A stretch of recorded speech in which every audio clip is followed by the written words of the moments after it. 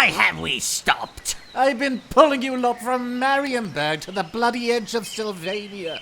My ankles are in immense pain and... Ow! There! You'll have pain in your noggin now instead, so you don't have to think about your poor anky-wankies. I swear to God, I am going to... Ow! There's yapping, and more pulling the cart full of rocks. Why do you even have them? They're green! Let me get a crack at it.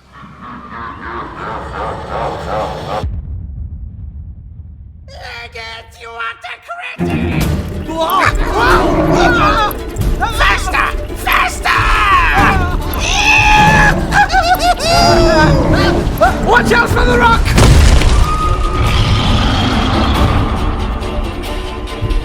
Why did you have to anger the only Cyclops in a 6-mile radius? Don't worry about it. Skulky! Where are we heading?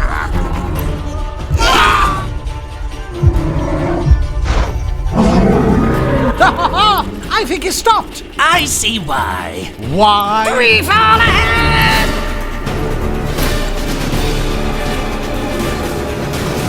Oh, you're utterly kidding me. We're going straight down. Hold on to your McNuggins, boys! No first. Coming. Ignite fire. The tunnel.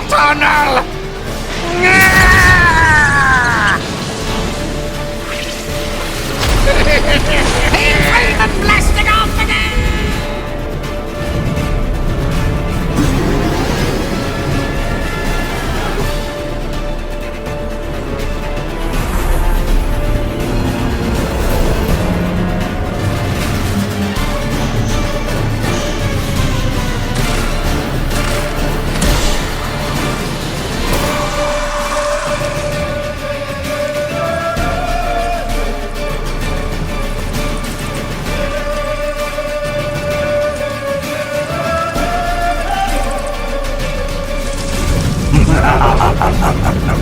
Another day, another game. Warhammer Fantasy 1st Edition is a complex, miniature-based TTRPG released in 1986. Greetings friends, Freeman here. My editing software has been updated, and as such, I have new ways to glaze the games I cover. But why would I be reviewing this old-ass game from James, I will step on your balls and steal your wallet workshop? Because thanks to Total War Warhammer, this setting is actually popular again. And because if you're new to Warhammer, or think you know of it, you're in the right place. And next year, the game turns 40. So today we'll dive into its conception and see what the start of this universe truly looked like. In all its grey and morally atrocious glory, the world of Warhammer Fantasy.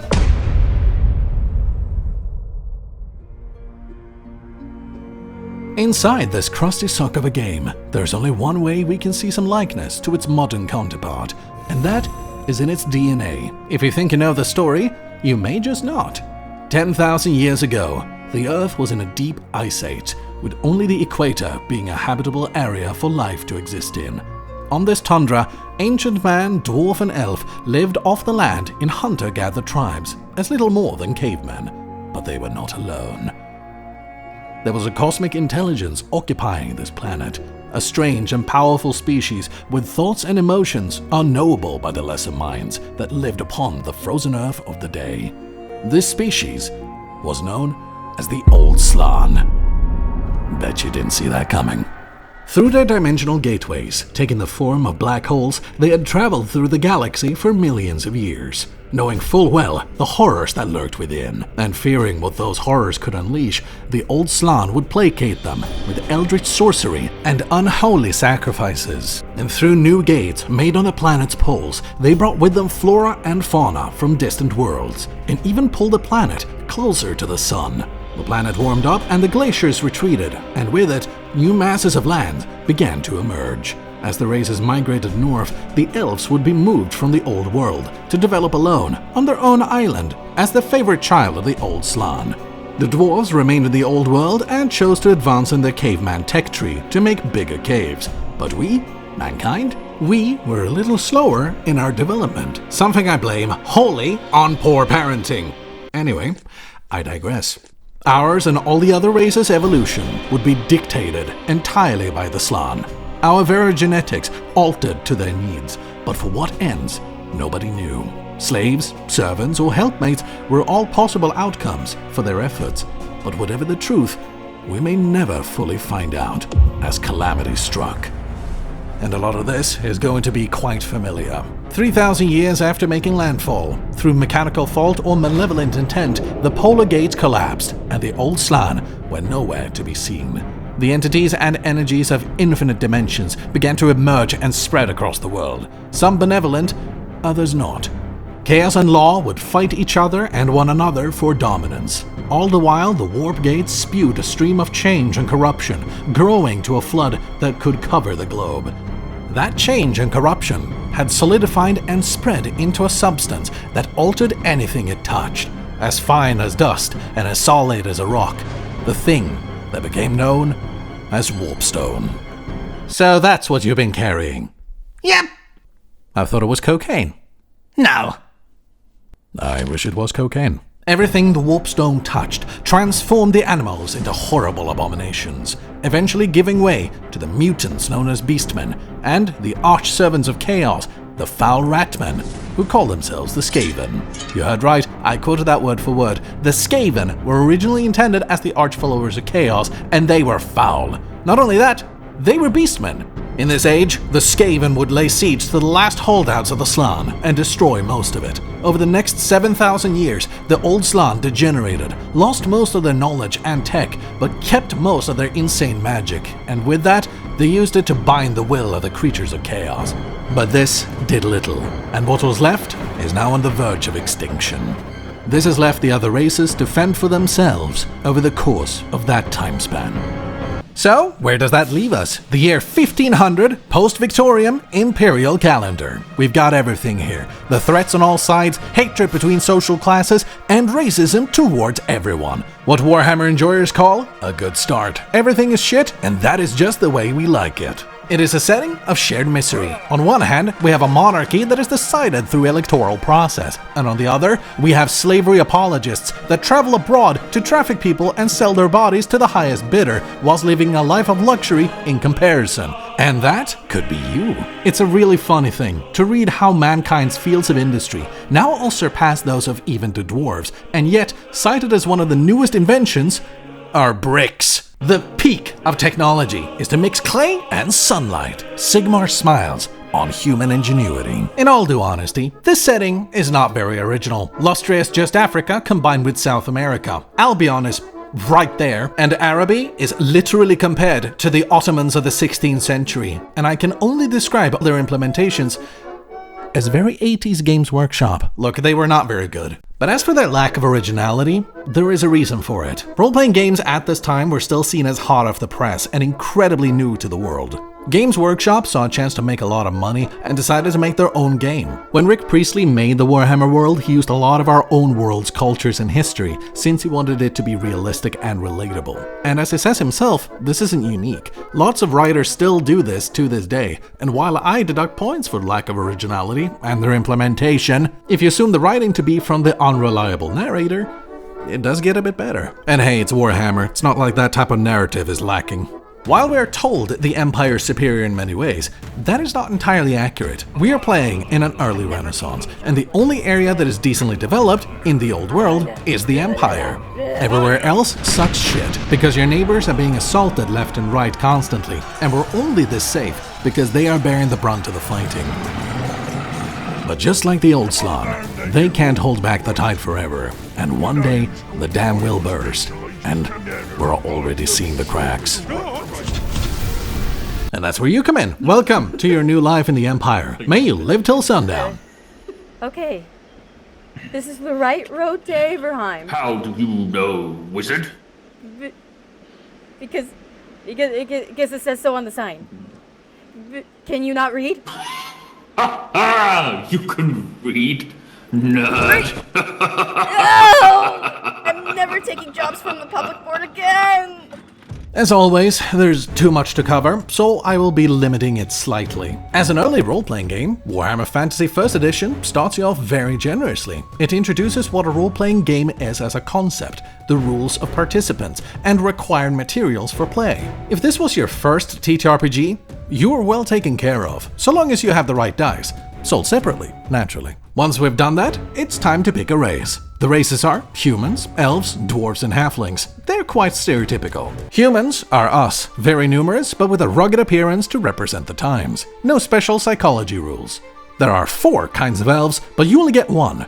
Wood elves. Forest-tending hippies with refined features and eloquent, astute behavior that fit well into society. They look similar to humans but are far more comely, with perfect proportioned faces, laughing blue eyes, and are only mildly racist against dwarves and humans. No special psychology rules.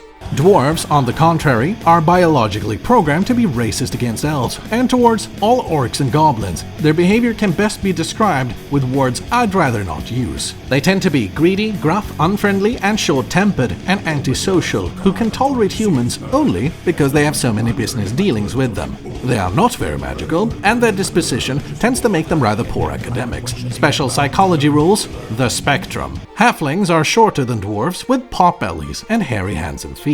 They are very friendly and easygoing, but gluttonous, lazy, and probably kleptomaniacs. They are, however, most likely the glue of any party that travels with an elf and a dwarf.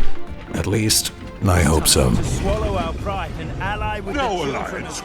Unlike D&D, this game is not a power fantasy. You are not born exceptional. You're a regular mortal peon like the rest of us, only with slightly varying status in society. Instead of levels and 6 base stats, you have no levels and 14 base stats to look after. That changes depending on your choice of race and career. It sounds like a lot, and it is, but it is more manageable than it sounds. Here are the following stats, because I refuse to spam them out loud. They are either rolled as a D100 or a D10, and will be of importance when you pick one of the 4 career classes: Warrior, Academic, Rogue, and Ranger. And this is where the diversion from D&D is the biggest. The classes in Warhammer doesn't determine what you're fated to be, but instead determine your background before you became an adventurer, and some may still even work as their given career to this day, as adventuring is not necessarily viable forever. It's more about the skills you got in the field and less about picking your destiny. So in short, it's what your job is. Personal recommendation though, always have at least one academic, because unlike the rest, he's the only one that is guaranteed to know how to read and write, which the rest may not. After picking a career, you roll for your occupation, depending on your choice of class, some of which include 2 types of unpaid interns, one for trade and one for academia: agitator, beggar, footpad, gambler, laborer, marine, space not included, noble, peddler, runner, and raconteur. With each career comes a set of items and skills specific to your trade. An example would be the jailer, whose skills include immunity to poison and disease, and his items, which include fleas. Not even the rat catcher has fleas. Quite impressive, I must say. All in all, creating a character step by step is manageable, but clunky, and can be a lot to write down and keep a track of. The random roll tables are very well loaded with stuff though, not to mention the sheer amount of skills you can get. The fact that this is a D100 system that needs a lot of different dice is a little annoying, but not the end of the world. However, I have some critique. Race restrictions. Reminiscent of some MMOs, some characters are racially locked out. Sometimes this is funny, like how everyone can be a laborer except the elves, or how human and dwarven children yearn for the mines. But sometimes it kinda gets dumb. Why can humans not be engineers? Are you telling me the dwarves cannot be agitators? The dwarves. Or get this, wood elves cannot be druids. Only humans can be druids, and wood elves don't naturally get the skills that the druids get. Meaning the wood elves are outclassed by humans intending to the trees. You know what? Fuck 'em. I'm glad we can do better than the favorite child. Eat my whole unwiped bark-ridden ass, Pancreas. Despite the clunkiness, it's a very neat system, and it doesn't end there. Once you've adventured for a while, you get to buy new skills and even advance your career. Then in the future sessions, your party members come back and reunite after some time. One became a merchant, another a Templar, and one a wizard, and a torturer. Shades of Grey. But eventually, inevitably, you will come into conflict. Combat in Warhammer is infamous for its millions of ways you can die hard, but so can your enemies, and we're gonna cover some of that. In classic Warhammer fashion, this is where miniatures come into play, and while not necessary, you know you want them, and so does GW. When facing enemies in the open, the GM nominates one direction as 12 o'clock and rolls a d12. The score indicates the position from which these creatures are approaching in terms of clock phase. And as they show themselves, the battle begins. Those of you who play Warhammer 40k, AOS or Old World will find this fairly familiar. Each combat turn is 10 seconds and the person with the highest initiative goes first, and now you get to act. You can move as a standard movement of 4 meters a second, but who cares if you can haul ass if you won't do it at the enemy? So charge them head on, do a missile attack, cast some magic shit, or strike them with as many blows as you have attacks. If you and your enemy have the same initiative, you take turns simultaneously and charge each other head on, and with some fortune, you may just come on top. This is where some of the clunkiness of the stats come back swinging, but let me cook. When you charge, you add a 10 to your weapon strength and roll below to hit. Once you do, roll for damage, a d6 plus your strength, minus the enemy's toughness. Roll where you hit them, and then deduct more damage equal to the armor value of where you hit them, if they had any. The final number is the amount of wounds that they lost in that attack. Wounds are a buffer for the characters and monsters, meaning they can keep fighting without worry. But when below 0, that's when you roll circumference, because the size of the damage grows exponentially the higher the d100 you roll, and they get gruesome. And if your target is unlucky, your blow smashes through the arm and into the chest, caving in one side of the rib cage and water the ground with their blood. And it's like this for every fucking body part. Rupture your opponent's carotid artery and drench both of you in a fountain of blood. Break their balls like eggs under a sledgehammer and watch them squirm helplessly. Destroy their hip bones so badly their legs only tether to the body by a few pieces of flesh, while their broken bones sever a major blood vessel. Strike their scalp with such force that the erupting blood flows into their eyes and blinds them. Cut through their muscle and sinew and open up a large wound in their arm. When the strikes hit, when the damage is dealt, and you reach that euphoria of rolling the crit chart, you forgive the system and you feel invincible. And if you're magic, don't worry, you have spells that'll put you on the charts as well. This system is one of the most gruesome I have ever read, and it can just as easily be turned on you, so be very, very careful. In Sigmar's name, you've purged your enemy and greased your god, but in the heart of bloodshed, it is Khorne who smiles the widest. Until the day after. When they get back to the fucking camp. After a deadly encounter, you need rest, and recovery in this game is essential, but not a guaranteed win. In D&D, you can sleep off a lot of the problems. In Warhammer, they stack.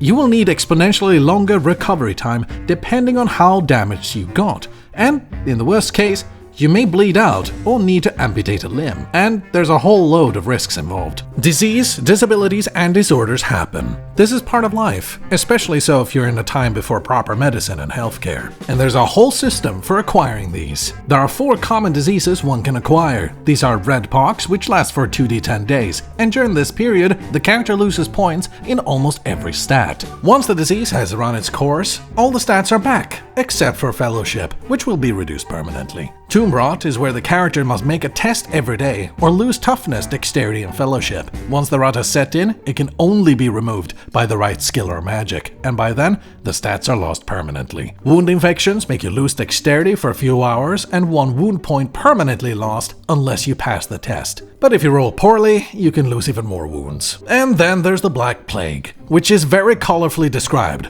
and you don't want it.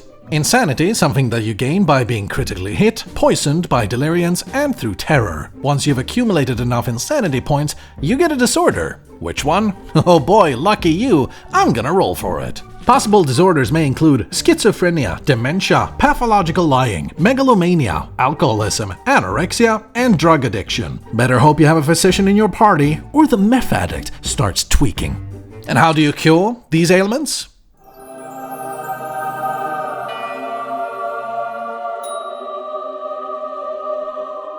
Asylums are optional game over chambers designed to make things even worse. Surgeries and drug treatments are available, but not my first option if I wish to avoid lead poisoning. Mystics and faith healers are more expensive and take longer, but is probably where you should go first, unless you fear radishes. This system is amazing and makes any battle and roleplay incredibly interesting, because it can happen to anyone in the party. I can finally see my character getting the shit kicked out of them, catch a wound infection, need amputation, and die on the operating table. I can finally be thrown into a mental institution designed to further degrade my mental well-being, and it can happen to anyone. And the best part, it especially happens to the wizard. And that is the cue I'm gonna use to get into magic. What? How could I have gotten dementia? Is that even possible? Well, you're a wizard. Making the impossible happen kind of is your thing. I'm 30! But you're 30. I'm 16 and a half, you fucking grandpa. Get your own tent. In this world, being magic can be nifty, but power can come at a cost. The benefits of magic are very apparent, but the results of studying and using it can be ridiculous. There are 9 different spellcasters in different career paths. The spellcasters are wizards, druid, clerics, necromancers, alchemists, illusionists, demonologists, and elementalists. They all work very different to each other, to the point that the way they gain magic points back can differ. It'd take an eternity to go over them all, and I have other things to do, so we'll speedrun a bit. Most spellcasters can sleep to gain their magic back, but the druidic priest and cleric must perform a 10-minute ritual to do so. There are different spell types that only work with certain spellcasters. Spells come in power levels that the spellcaster must meet in order to learn how to use them and cast them. Then you will need the right vocal and material component, along with the right set of jazz hands. Acquiring spells is done by expending experience points, and you use your magic points to cast the spells. If you have very little spell points left and you still want to cast a spell, but you don't meet the requirement, you can still do so, but it's going to be more difficult and it might fail. The magic system overall is well developed, but there is a caveat. If you're an evil or chaotic magic user, you have some penalties to pay with. Power has a cost, and not only do people hate you, you also have more disabilities, and you will get special attention to those. If you're a demonologist or a necromancer or just an evil bastard, good luck. You're gonna have some things on you. See you in the hallway, Ruby. In this world, it sucks to be magic. If anyone bothers you during the casting, the magic points are wasted, and even if you still cast it, you are considered prone, making you very vulnerable. So why would you take the risk of being magic?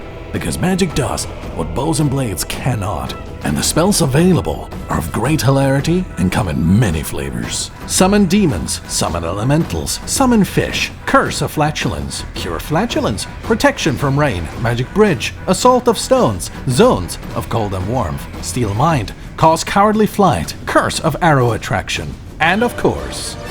And those are just some of the spells magic users get, with even specialist spells for the specialist wizards, granting you even more flavor and fun. Magic has its drawbacks, but it's very useful to the party, even if that usefulness is on a timer. After all, you have some monsters to defeat.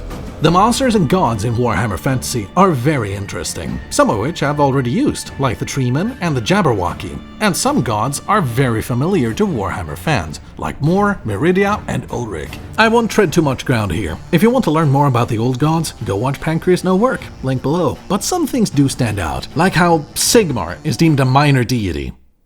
Sigmar. Or that the halflings have a god, called Esmeralda, the goddess of hearth and home, who might happily worship. Or the gods of chaos, which there are only 3 of. Can you guess which? We have Khorne, we have Nurgle, and yes, Malal. You heard right, the renegade god is here. Pretty wacky, isn't it? People who want him in Warhammer 40k, not realizing he started in fantasy. And before you shout at me, I know of malice. Shut up! And lastly, we've got monsters. It wouldn't be Warhammer if we didn't have any of those. And they are, well, old. Like medieval murals and paintings old. You have some very standard monsters, and some of which are easy to recognize, and some are slight rip-offs. Then there's the unique ones, like the Blood's Edge, which I deem to be Khorne's angriest bush. Or the Camellia Leech, changing its looks to lure you and drain your life essence. Naturally, they look like women. You've got the Zodes, you got the sand clams, you got lots of different worms, and then really, really angry puffins. I love the monster list. Just saying, when you find flat out mold, listed in the bestiary as an adversary, you've struck gold. And honestly, that's just what the tone of Warhammer is. Brutality, suspicion, and paranoia. And with all that said, it's time for us to ask the most important question of the entire review. Should you play Total War? Yes. Should you play Warhammer Fantasy 1st Edition? Starting with the vegetables, it's an unrefined and clunky system to run. Now, this is not a system that confuses complexity with depth. It has a lot of systems that are really impressive, like the sickness system, the magic, the battles, and it's making it very cool. However, it is unrefined, it is clunky, there's a lot of numbers and steps to keep a track of at all times, and it makes it so that this experience just gets bogged down with a lot of things that you have to keep a track of. As a player, it can feel like a lot, but as a GM, it can be downright overwhelming.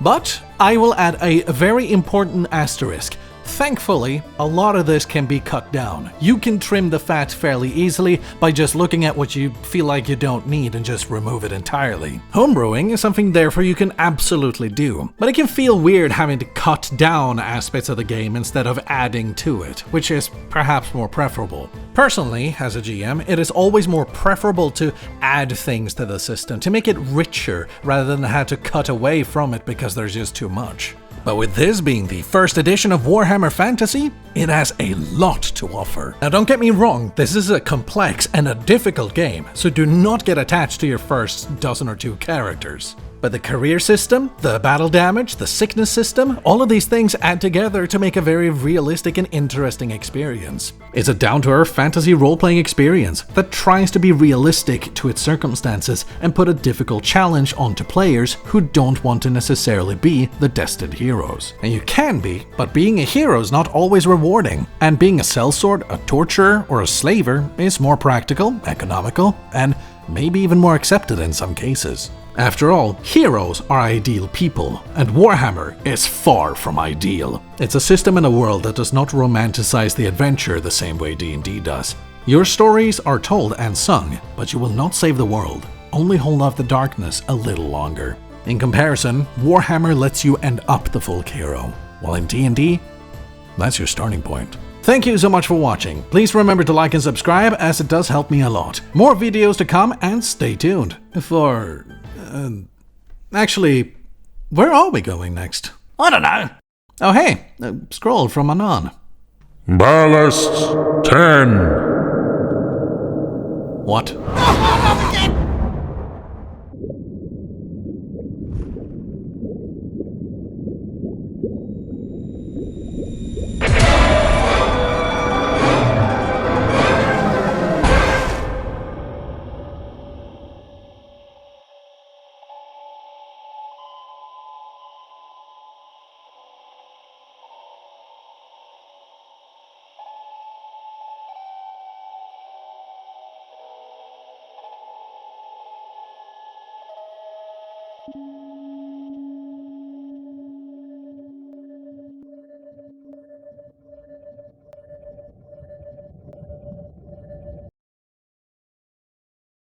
I still don't know what you mean by gurgles and joyful tra-la-la. Oh, sorry. Yeah, also I think I definitely startled my mum.